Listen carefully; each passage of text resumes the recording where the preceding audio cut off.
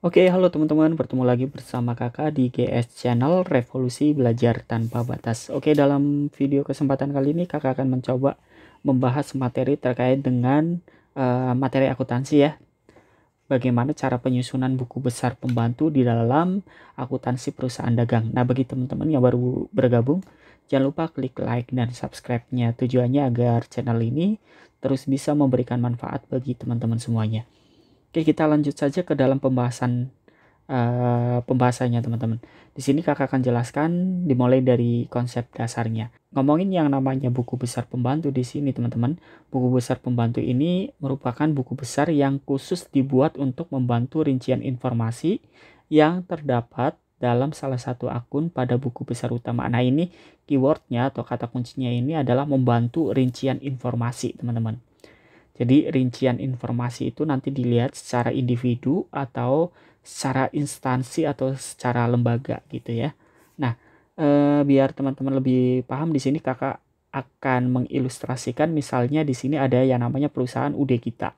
Nah, UD Kita ini dalam satu periode itu punya utang misalnya katakanlah di sini 12.000. Nah, 12.000 ini itu harus dirincikan gitu ya. Misalnya di sini perinciannya utang kepada Dewi itu 4.000, utang kepada Anto itu 6.000, utang kepada Sari itu 2.000. Nah, setiap individu ini itu harus dirincikan.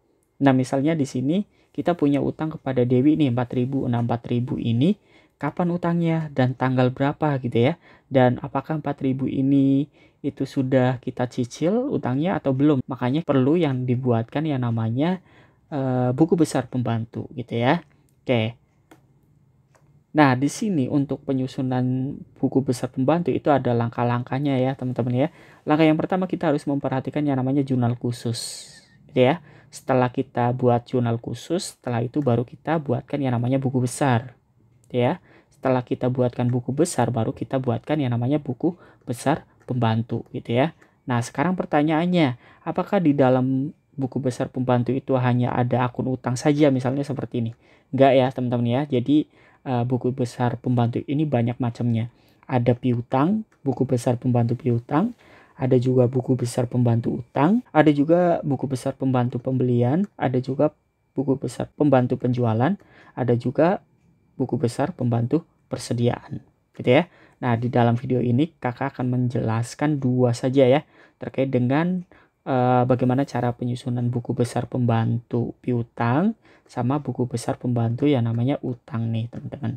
Oke, mari kita bahas dua buku besar pembantu piutang dan utang ya teman-teman ya. Kita bahas terlebih dahulu buku besar pembantu piutang. Buku besar pembantu piutang ini digunakan untuk mencatat perincian piutang teman-teman. Mencatat perincian piutang dagang menurut nama pelanggan, baik itu per individu atau institusi, dan merinci jumlah piutang dalam saldo akun buku besar piutang gitu ya. Jadi di sini itu kata kuncinya adalah mencatat perincian akun piutang gitu ya. Perincian ini dicatat berdasarkan nama pelanggan atau institusi teman-teman gitu ya. Nah, ini adalah kata kuncinya. Oke, biar lebih paham lagi kita buatkan ilustrasi. Di sini ada sekitar 6 transaksi ya teman-teman ya. Nah, di sini transaksi tanggal 2 sampai dengan tanggal 22. Oke, kita lihat di sini transaksinya yang nomor 2. Dijual barang dagang kepada toko ABC senilai 3 juta. Faktur nomor 144. Nah, kalau seperti ini berarti ini menandakan bahwa yang namanya toko ABC itu memiliki utang kepada kita gitu ya. Nah, ini kita catat sebagai piutang gitu. Nah, ini nanti masuknya ke dalam jurnal khusus, itu kan masuknya ke dalam jurnal penjualan ya teman-teman ya. Oke, kemudian yang keempat, dijual barang dagang kepada UD Kemilau. Berarti UD Kemilau di sini memiliki utang kepada kita. Ini dibuktikan dengan yang namanya faktur. Berarti di sini masuknya ke dalam jurnal penjualan ya teman-teman ya. Oke, kemudian transaksi tanggal 10. Nah, di sini diterima pembayaran dari toko ABC senilai 2.940.000. Nah, ini kwitansi. Oke, berarti di sini ada penerimaan pembayaran. dari transaksi sebelumnya. Berarti sebelumnya itu tanggal 2 ya teman-teman ya. Nah ini berarti masuknya ke dalam jurnal penerimaan kas gitu ya. Sekarang yang tanggal 13.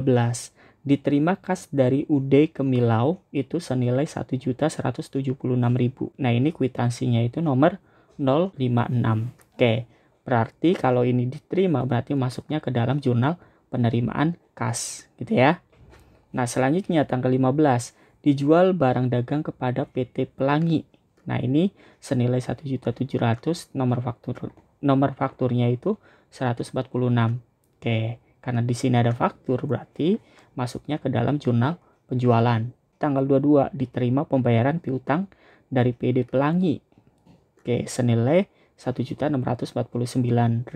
Nah, ini kwitansinya 057. Berarti ini masuknya ke dalam jurnal penerimaan kas. Oke, berarti di sini kesimpulannya bahwa yang namanya buku besar pembantu piutang itu kita harus memperhatikan yang namanya ya jurnal penjualan, kemudian jurnal penerimaan kas. Nah, karena di transaksi ini itu nggak ada jurnal umum, tapi sebenarnya jurnal umum ini harus diperhatikan teman-teman di dalam penyusunan buku besar pembantu piutang. Kenapa? Karena biasanya itu dalam kita melakukan penjualan itu ada aja barang yang dikembalikan kepada kita. Nah itu adalah berupa retur penjualan gitu teman-teman. Oke, setelah ini baru kan kita buatkan yang namanya jurnal khususnya nih teman-teman.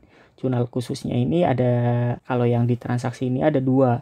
Ada yang pertama jurnal penjualan, kemudian ada yang namanya jurnal penerimaan kas gitu ya. Nah bagaimana cara menyusun yang namanya jurnal khusus, teman-teman bisa perhatikan video kakak sebelumnya. Oke, setelah ini baru kita buatkan yang namanya buku besar gitu ya. Buku besar piutang dagang, khususnya adalah piutang dagang. Akun yang dibuatkan buku besar adalah akun piutang dagang gitu ya. Bagaimana cara membuat buku besar ini? Oke, kakak jelaskan sedikit ya. Oke, jadi dalam membuat buku besar piutang dagang ini, di sini kata kuncinya adalah piutang dagang. Jadi teman-teman perhatikan kolom yang khususnya akun piutang dagang. Misalnya jurnal penjualan kita lingkari yang merah nih di sini ya, kita lingkari. Kemudian jurnal penerimaan kas kita lingkari juga yang piutang dagangnya. Oke, setelah itu baru kita pindahkan ke dalam buku besar. Nah, dimulai dari jurnal penjualan dulu nih. Oke, berarti di sini keterangannya jurnal penjualan.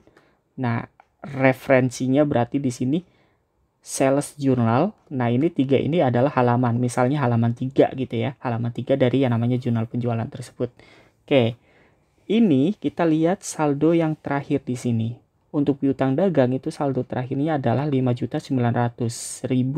Nah ini posisinya ada di debit, maka kita tulis di sini teman-teman, 5.900.000 rupiah dan posisinya ada di debit. Maka ini karena yang pertama di debit, maka saldonya masih di debit, yaitu senilai 5.900.000 rupiah gitu ya teman-teman ya. Oke, selanjutnya yang kedua kita harus melihat yang namanya jurnal penerimaan kas. Nah jurnal penerimaan kas kita fokus di piutang dagang di sini. Nah untuk saldo akhirnya di sini adalah 5.765.000 rupiah. Oke, kita tulis dulu di sini keterangannya di sini sebagai jurnal penerimaan kas. Kemudian referensinya adalah di sini kas revenue atau CR3 atau jurnal penerimaan kas di sini yang ketiga. Nah untuk saldonya di sini karena ada di kredit ya teman-teman ya, ini di kredit gitu ya. Nah maka di sini ditulis di kredit. Oke, karena saldo yang di atasnya ini di debit, yang ini di kredit, maka dikurangi gitu ya. Nilainya adalah 135.000 rupiah gitu ya. Nah ini cara menyusunnya namanya buku besarnya. Nah selanjutnya kita akan membuat yang namanya buku besar pembantu piutangnya. Gimana caranya ya? Oke, selanjutnya kita akan membuat yang namanya buku besar pembantu piutangnya nih teman-teman. Nah seperti sesuai dengan yang namanya pengertian di sini bahwa yang namanya buku besar pembantu piutang itu mencatat perincian piutang setiap pelanggan nih teman-teman. Ya, berarti per individu atau per institusi atau lembaga gitu. Nah, karena di sini ada 3 lembaga. Lembaga yang pertama adalah Toko ABC, yang kedua adalah UD Kemilau, nah yang ketiga adalah UD Pelangi. Berarti kita buatkan 3 buku besar untuk 3 institusi tersebut gitu ya.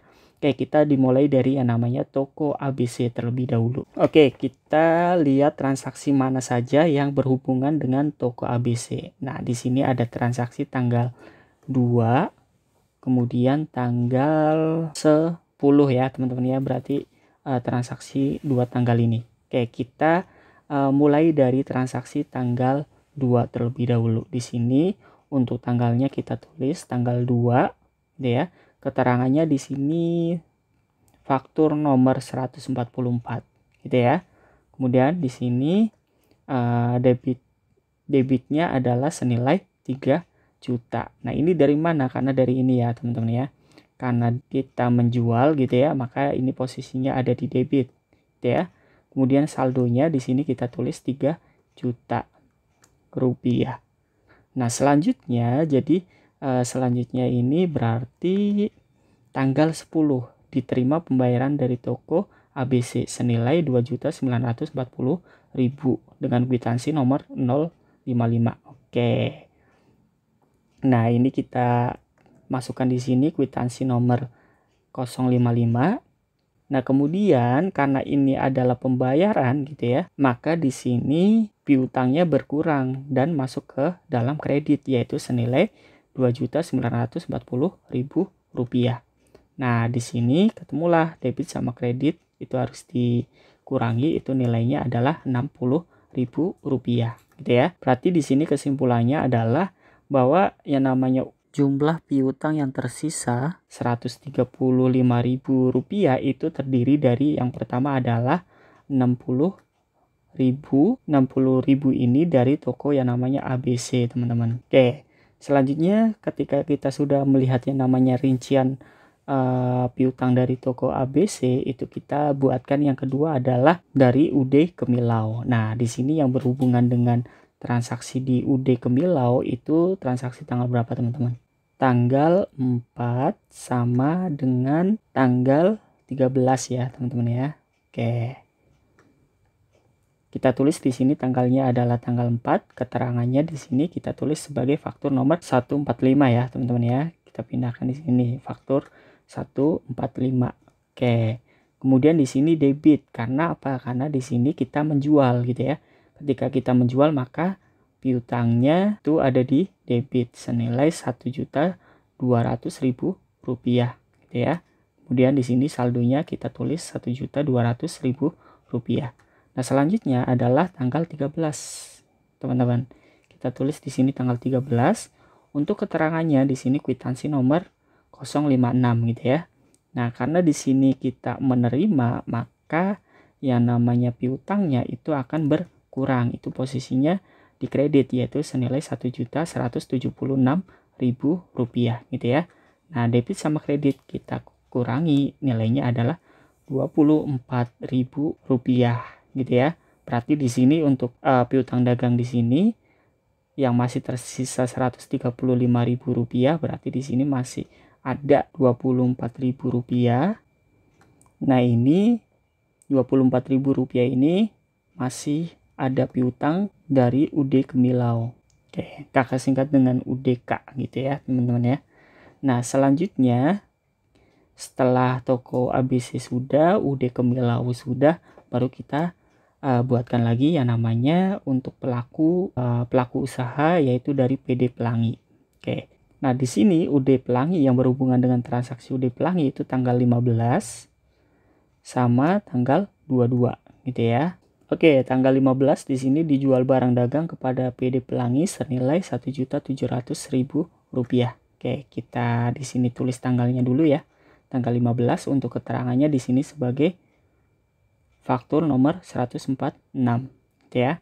Nah, ini karena kita menjual barang maka piutangnya itu di debit yaitu senilai 1.700.000 rupiah. Kemudian saldonya juga masih tetap berada di debit yaitu senilai 1.700.000 rupiah gitu ya.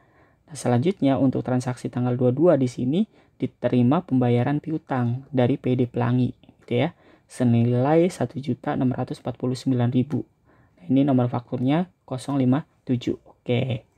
Kita tulis di sini tanggalnya tanggal 22. Kemudian kwitansi nomor 057 gitu ya. Nah, karena ini membayar maka piutangnya akan berkurang. Piutang berkurang itu posisinya ada di kredit senilai Rp1.649.000. Oke. Debit sama kredit dikurang maka nilainya adalah Rp51.000 gitu ya.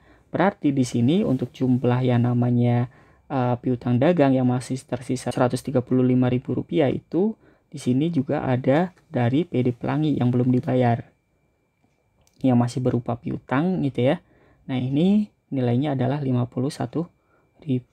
Nah, jadi kesimpulannya di sini rinciannya dari buku besar piutang dagang di sini, perusahaan itu masih memiliki piutang senilai Rp135.000 di mana terdiri dari Rp60.000 yang belum dibayarkan piutangnya itu dari toko ABC, Rp24.000 itu dari toko UD Kemilau. Nah, di sini Rp51.000 itu bersumber dari PD Pelangi ya, teman-teman ya. Nah, itu tujuan dari kita membuat yang namanya buku besar pembantu ini, teman-teman. Jadi kita jadi tahu rinciannya seperti itu gitu. Oke, selanjutnya kita lanjutkan yang kedua terkait dengan bagaimana penyusunan buku besar pembantu utang. Oke, kalau kita perhatikan di sini bahwa yang namanya buku besar pembantu utang itu digunakan untuk mencatat perincian utang dagang menurut nama pemasok. Nah, nama pemasok di sini bisa kita lihat dari individu per individu atau per institusi atau per lembaga ya, teman-teman ya. Oke, biar lebih pahamnya kita lihat di sini untuk ilustrasinya. Di sini ada sekitar ada 6 transaksi ya, teman-teman ya. Transaksi yang melibatkan akun utang ya, teman-teman ya. Dimulai dari tanggal 3 nih. Dibeli barang dagang dari toko Wijaya senilai Rp3.500.000. Nah, ini secara kredit. Oke, jadi transaksi tanggal 3 ini kita tulis ke dalam jurnal pembelian gitu ya. Kemudian yang kelima, dikembalikan barang dagang kepada toko Wijaya senilai Rp250.000 karena rusak. Nah, ini berarti masuknya ke dalam jurnal umum. Selanjutnya yang ketujuh, dibeli barang dagang dari UD Kartika senilai Rp2.400.000 dengan syarat 2/10 N/30. Berarti ini masuknya ke dalam jurnal pembelian gitu ya. Karena di sini ada syarat 2/10 N/30 ya, teman-teman ya. Selanjutnya yang ke-11, diterima nota kredit atas pengembalian barang dagang kepada toko Kartika senilai Rp200.000. Nah, ini berarti masuknya ke dalam jurnal umum. Nah, yang ke-13 di sini dibayar utang dagang atas pembelian tanggal 3 Februari. Berarti ini masuknya ke dalam jurnal pengeluaran kas ya, teman-teman ya. Nah, selanjutnya tanggal 25 dibayar berkas atas pembelian barang dagang dari UD Kartika senilai 1 juta. Nah, ini berarti masuknya ke dalam jurnal pengeluaran kas. Oke, berarti kesimpulannya di sini dalam menyusun buku besar pembantu utang itu kita harus memperhatikan 3 jurnal ini, teman-teman. Jurnal pembelian, jurnal pengeluaran kas, sama jurnal umum gitu ya. Oke, selanjutnya ketika kita sudah tahu transaksinya seperti ini, baru kita kan buatkan ke dalam jurnal khususnya ya, teman-teman ya. Nah, berarti di sini ada 3 jurnal khusus, ada jurnal pembelian, ada jurnal umum, sama jurnal pengeluaran kas gitu ya. Setelah itu baru kita buatkan yang namanya buku besarnya gitu ya. Dalam menyusun buku besar berarti kan kita fokus di sini karena kita mau menyusun yang namanya buku besar pembantu utang, berarti kita fokuskan ke dalam akun utang dagang saja, teman-teman. Oke, dimulai dari jurnal pembelian di sini. Jurnal pembelian kita lihat yang utang dagang, berarti kita lingkari di sini. Nah, kemudian yang kedua adalah jurnal umum. Kalau di dalam jurnal umum tidak bisa kita langsungan seperti jurnal khusus lainnya, teman-teman. Kita harus satu-satu di sini. Berarti kita lingkari di sini 250.000. Kemudian utang dagang juga di sini ada 200 ya. Nah, lihat posisinya ya, teman-teman ya. Posisinya di sini ada di debit semua ya. Oke. Kemudian jurnal pengeluaran kas. Jurnal pengeluaran kas juga kita lingkari juga utang dagangnya di sini. Nah, ini posisinya ada di debit, teman-teman. Oke, kita pindahkan yang di lingkari ini, pindahkan ke dalam buku besarnya. Nah, di sini keterangannya adalah jurnal pembelian. Oke, referensinya dari JP, jurnal pembelian di sini. Nah, untuk saldonya 5.900.000. Nah, kita lihat yang akhir di sini, teman-teman. Rp5.900.000. Oke, karena ini posisinya di kredit, maka kita pindahkan posisinya ada di kredit. nilainya Rp5.900.000. Oke, berarti saldonya di sini Rp5.900.000. Selanjutnya kita lihat di jurnal umum. Oke, sekali lagi untuk jurnal umum ini nggak boleh sekalian ya teman-teman ya, jadi satu persatu di sini. Untuk jurnal umumnya kita mulai dari tanggal 5 di sini. Tanggal 5 di sini kita tulis jurnal umumnya, referensinya dari jurnal umum atau general journal gitu ya. Dan ini posisinya ada di debit, maka kita pindahkan di sini di debit gitu ya. Nah, karena saldo di atasnya ini ada di kredit, kemudian saldo yang tanggal 5 ini masih ada di debit, maka kita kurangi teman-teman kredit sama debit. Rp5.900.000 dikurangi Rp250.000, maka nilainya adalah Rp5.650.000 gitu ya. Selanjutnya kita lihat di transaksi tanggal 11. Nih teman-teman, tanggal 11 di sini untuk utang dagangnya itu posisinya ada di debit senilai Rp200.000. Oke, kita tulis di sini tanggalnya tanggal 11, keterangannya di sini jurnal umum, referensinya di sini general journal gitu ya, atau jurnal umum. Nah, posisinya ada di debit senilai Rp200.000 gitu ya. Oke, jadi Rp5.650.000 dikurangi Rp200.000 itu nilainya adalah Rp5.450.000 gitu ya. Oke, selanjutnya kita lihat di dalam jurnal khusus untuk jurnal pengeluaran kas di sini.